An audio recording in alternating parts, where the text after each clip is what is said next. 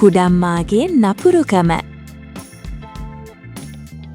රෝහන්ගේ ලෝකය ආලෝකමත් වුණේ එයාගේ අම්මගේ ආදරේ නිසා. ඒත් ඒ සතුට වැඩි කාලයක් තිබුණේ නැහැ. අම්මා හදිසියෙම රෝහන්ව දාලා යන්න ගියා. ටික කාලෙකට පස්සේ පාළුවට ගිය ගෙදරට අලුත් අම්ම කෙනෙක් ආවා. මුල් දවස්වල කුඩම්මා රෝහන්ට හරිම ආදරෙන් සැලකුවා. ඒ තාත්තා ගෙදර නැති වෙලාවට එයා හරිම දරුණු විදිහට රෝහන්ට සැලකුවා. රෝහන්ගේ පුංචි අත්වලට දැන් කුඩම්මා කීන ගෙදර වැඩ කරන්න සිද්ධ වෙලා. තාත්තා එනකොට කුඩම්මා ආයෙමත් බොරු ආදරයක් පෙන්නුවා. තාත්තා හිතුවේ කුඩම්මා රෝහන්ට ආදරෙන් සැලකනවා කියලා. හැමෝම රසට කනකොට රෝහන්ට ලැබුණේ කුඩම්මා ඉතුරු කරපු කෑම විතරයි.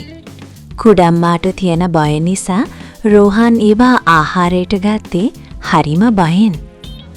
දවසක් කුඩම්මා රෝහන්ගේ අම්මාගේ පරණ රූපයක් පොළවේ ගැහුවා. රෝහන් ගොඩාක් දුක් වුණා. රෝහන් හොරෙන් අඩමින් එයාගේ අම්මව මතක් කළා. රෝහන්ට කවුරුත් නැහැ. ඔහු මේ හැමදේම තාත්තාට කියන්න ඕනේ කියලා හිතුවා. තාත්තට මේ ගැන කියන්න රෝහන් උත්සාහ කළත් කුඩම්මා එකට ඉඩ දුන්නේ නැහැ. දවසක් රෝහන් අසනීප වුණා. ඒත් කුඩම්මා ඒ ගැන බැලුවේ නෑ. රෝහන් ගොඩාක් අසරණ වෙලා. අන්තිමේදී තාත්තට කුඩම්මාගේ නපුරුකම් රහසින් දැක ගන්න ලැබුණා.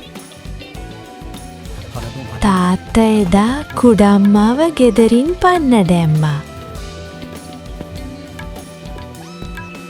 රෝහන්ගේ ලෝකයට ආයිමත් නිදහස ලැබුණත් අම්ම නැටි අඩුව හැමදාම දැනුණා.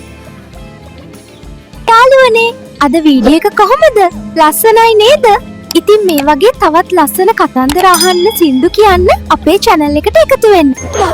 පහළ තියෙන රතු පාට subscribe button එකයි bell එකයි click කරන්නකෝ. මම ඔයාලගේ පංචා. ටටා.